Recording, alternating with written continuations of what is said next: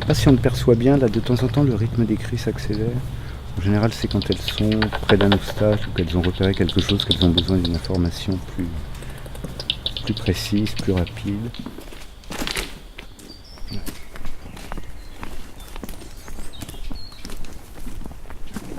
C'est quelqu'un d'autre qui les a trouvés en fait.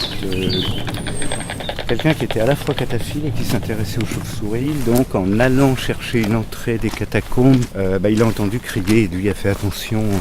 Elles poussent quelquefois quand on les réveille, quand on passe dessous en hiver. Certaines poussent, elles sont à moitié réveillées mais elles poussent des petits cris audibles. Et bon, lui il a tout de suite compris ce que c'était.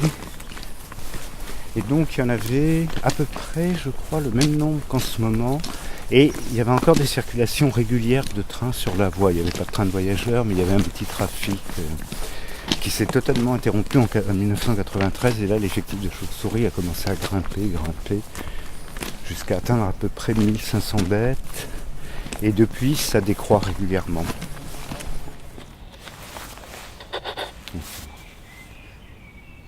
Ça transforme un peu les fréquences qu'elles émettent. Donc on les entend en temps réel dans l'audible.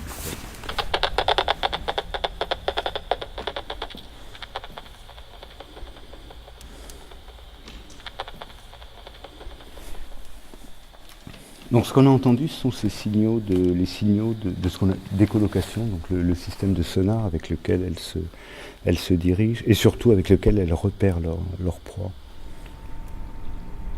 Voilà. Donc voilà, ça c'est vraiment ces signaux. Donc le rythme des signaux, c'est celui des battements d'ailes. À peu près 10-12 par seconde pour cette espèce qui n'est pas très grosse.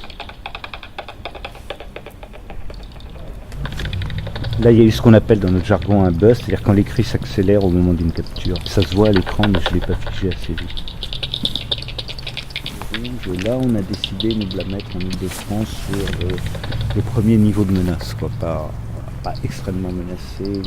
Mais il y a 3-4 ans, je vous aurais dit que non, c'était la plus commune, qu'elle se portait bien, qu'elle profitait de façon presque éhontée par rapport à d'autres espèces, justement des éclairages publics pour récupérer des insectes que les autres, en gros, n'osent pas aller chercher parce qu'elles ont plus peur de la lumière.